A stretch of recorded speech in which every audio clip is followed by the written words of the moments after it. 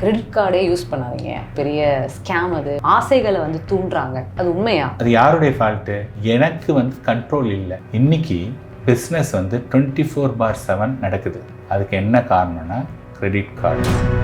So இப்போ இந்த credit card என்ன பண்ணுதுன்னா, அதுக்கு என்ன வேணுமோ அந்த பொருளை நீ வாங்கிக்கோ. 500 ரூபா மினிமம் டியூ அப்படின்னு போட்டிருப்பான். உடனே நீங்கள் என்ன பண்ணுவீங்க? அப்பா மினிமம் டியூன்னு 500 ரூபா கட்டினா போதும் போல் இருக்கு, 500 ரூபா நீங்கள் கட்டுவீங்க. கட்டலை அப்படின்னதுன்னா, என்னைக்கு அந்த பில்லிங் சைக்கிள் ஸ்டார்ட் ஆகுதோ அன்னிலேருந்து 3% இன்ட்ரெஸ்ட்.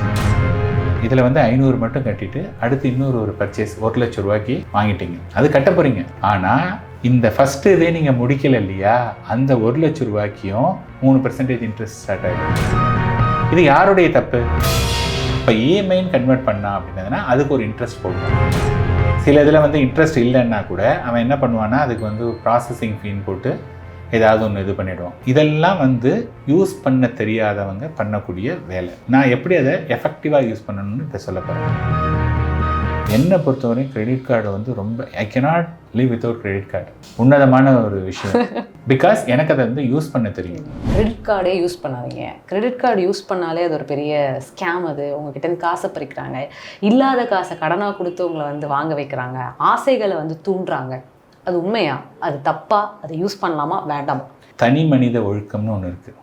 நீங்கள் வந்து இப்போ ஃபார் எக்ஸாம்பிள் இன்றைக்கி வந்து விமன் இஸ் ஆல்சோ இன்றைக்கி ஸ்மோக்கிங் ட்ரிங்கிங் ஈக்குவலாக எல்லாத்துக்கும் ரைட்ஸ் வேணும்னு சொல்லிட்டு இதுக்கும் நிறைய வந்துட்டாங்க. பெங்களூர்லாம் பார்த்திங்கன்னா லேடிஸ் வந்து ஸ்மோக் பண்ணுறதோ ட்ரிங்க் பண்ணுறதோ வந்து சர்வசாதாரணமாகிடுச்சு.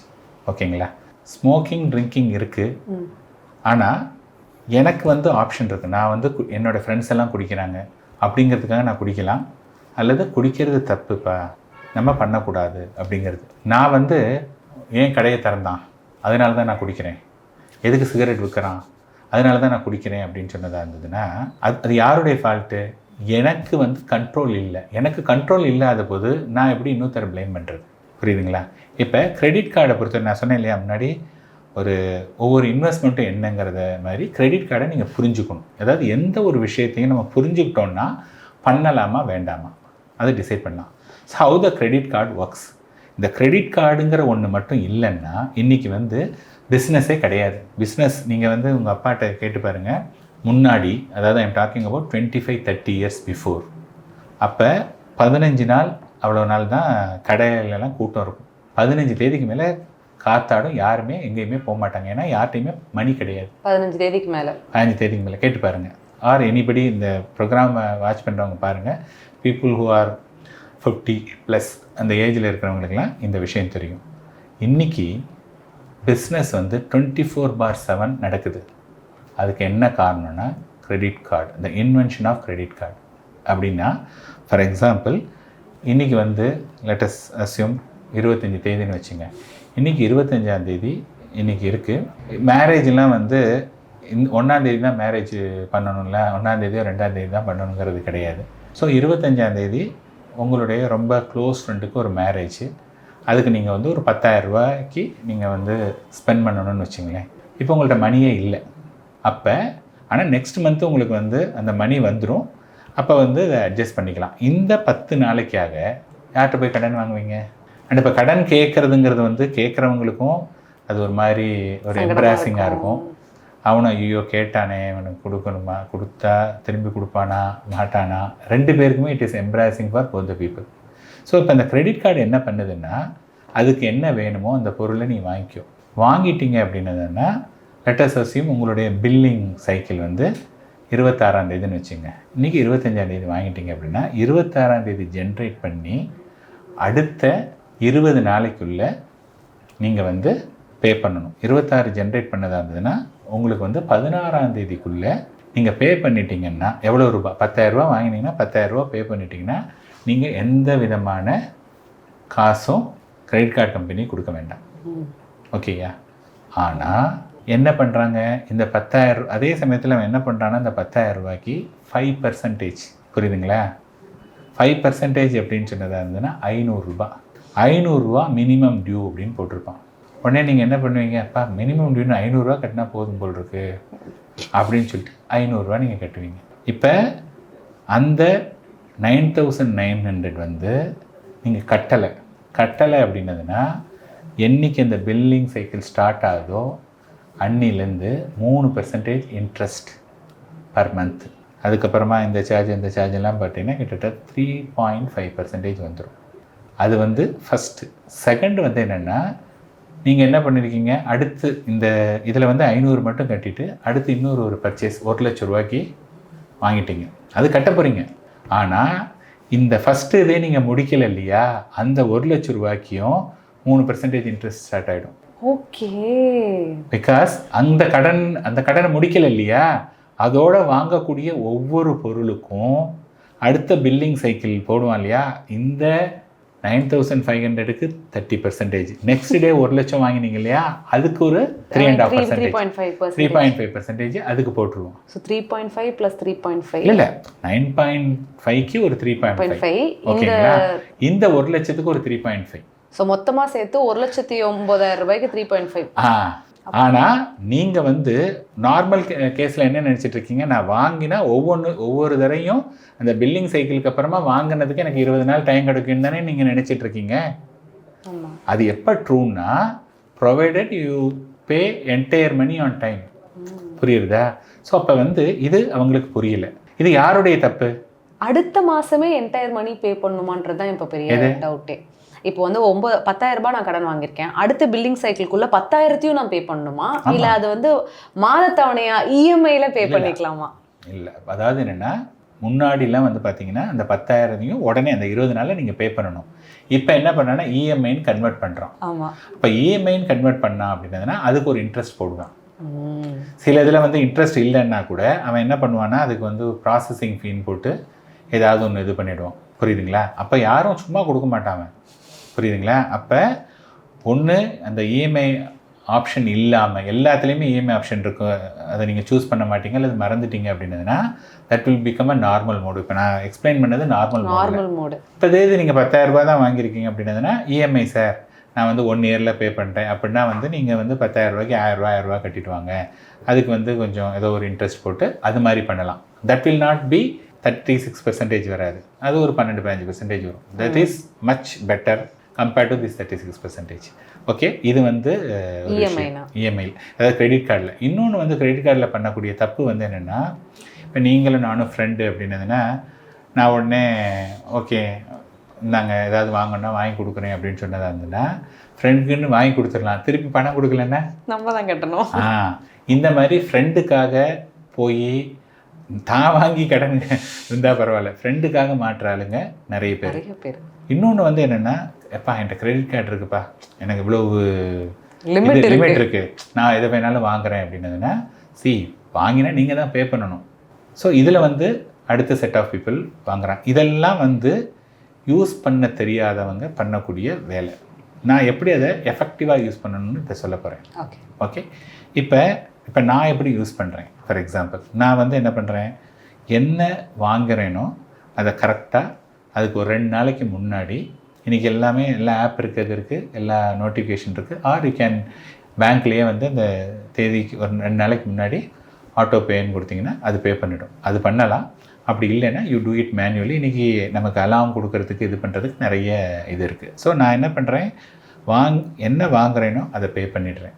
ஓகே, அப்போ அது மாதிரி பண்ணுறேன் அப்படின்னதுன்னா நான் சொன்னேன் மினிமம் 20 நாள், மேக்ஸிமம் 50 நாள்.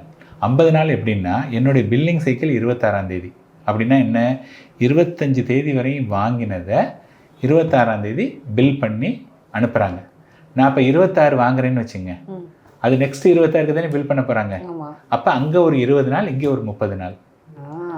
ஸோ அதனால் என்ன பண்ணுவாங்கன்னா பீப்புள் ஹூ எஃபெக்டிவ்லி யூஸ், அவங்க வாங்கக்கூடிய எக்ஸ்பென்சஸ் வந்து பெருசாக இருந்ததுன்னு வச்சுங்க, அப்போ என்ன பண்ணிப்பாங்கன்னா இந்த பில்லிங் சைக்கிள் முடிஞ்ச உடனே வாங்கினோன்னா they can enjoy for a longer period of credit வந்து அவங்களுக்கு கிடைக்கும். கரெக்டாக அது மாதிரி பண்ணுறது அது ஒரு ஒன் ஆஃப் த பெஸ்ட் இது. அண்ட் செகண்ட் வந்து பார்த்திங்கன்னா இன்றைக்கி நிறைய நீங்கள் ஒரு அமேசான் சேலாக இருக்கட்டும் அல்லது எங்கே போனாலும் என்ன பண்ணுறாங்க அப்படின்னதுன்னா இவங்க டைப் பண்ணி வச்சுருக்காங்க அந்த மெர்ச்சண்ட்டோட.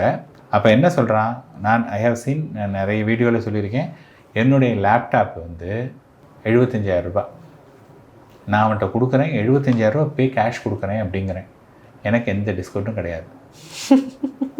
உடனே இம்மிடியட் கேஷ் நோ டிஸ்கவுண்ட். அவன் என்ன சொல்கிறான், சார் ஒரு பேங்க், இந்த எக்ஸ் பேங்க் கார்டு இருக்கா, இல்லை sir why bank card, why bank card இருக்குது சார், ஒய் பேங்க் கார்டில் நீங்கள் இது பண்ணிங்கன்னா இம்மிடியேட் கேஷ் ஆஃபர். அந்த 75க்கு 5000 கேஷ்பேக் ஆறு 77ன்னு வச்சுங்க, 77,000 அந்த லேப்டாப்பு, கேஷ்பேக் வந்து 5000, இப்போ 72,000 ரூபா. இந்த 72,000 ரூபாயை 1 இயர் ஃப்ரீ இஎம்ஐ சார். 6,000 ரூபா மட்டும் நீங்கள் 1 இயருக்கு மாதம் பே பண்ணுங்கள். இப்போ அங்கே 5,000 கிடச்சிருச்சு, நான் இங்கே எதுவுமே பண்ண வேண்டாம். அப்பார்ட் ஃப்ரம் தட் இந்த 75,000 ரூபா வாங்கினேன் இல்லையா, அதுக்கு வந்து பார்த்தீங்க அப்படின்னதுன்னா எனக்கு வந்து 750 பாயிண்ட்ஸ். இந்த பாயிண்ட்ஸ் இஸ் நத்திங் பட் 750 பாயிண்ட்டுங்கிறது 750 ரூபா. ஸோ ஐ கேன் அக்யூமுலேட் இந்த 750, இன்னொரு இடத்துல 200, 300, இது மாதிரி வந்து பார்த்திங்கன்னா நிறைய பாயிண்ட் இருக்குது. அதுவே ஒரு 50,000 ரூபா 75,000 ரூபாய்க்கான worth over a period of time, 3 years 4 years people who are spending மோர்ங்கும்போது அங்கே வந்து இது வருது. இது மாதிரி பண்ணும்போது நமக்கு பெனிஃபிட்டாக இருக்குது. தேர்டு வந்து பார்த்திங்கன்னா, நீங்கள் இந்த மாதம் ஒரு ப்ரொவிஷன் வாங்க போகிறீங்க, ப்ரொவிஷன் வந்து 10,000 ரூபா. அப்போ உங்களுக்கு 2 ஆப்ஷன், ஒன்று ஜிபே பண்ணலாம், கேஷை கொடுக்கலாம், அல்லது கிரெடிட் கார்டு கொடுக்கலாம். ஜிபே இஸ் நத்திங் பட் கேஷை கேரி பண்ணாமல் உங்கள் அக்கௌண்ட்டில் பணம் இருந்தால் தான் அங்கே போகுது. இங்கே அக்கௌண்ட்டில் பணம் இருக்கணுங்கிற அவசியம் இல்லை. இப்போ நான் அந்த 10,000 ரூபாய்க்கு ஸ்வைப் பண்ணும்போது again I am getting 20 days grace period. இந்த மாதிரி அதாவது நான் ஒரு ஸ்பெண்ட் பண்ணுறதுன்னு டிசைட் பண்ணியாச்சு, அதுக்கு எது best option, whether can I give a cash, can I give a GPay, can I give a credit card.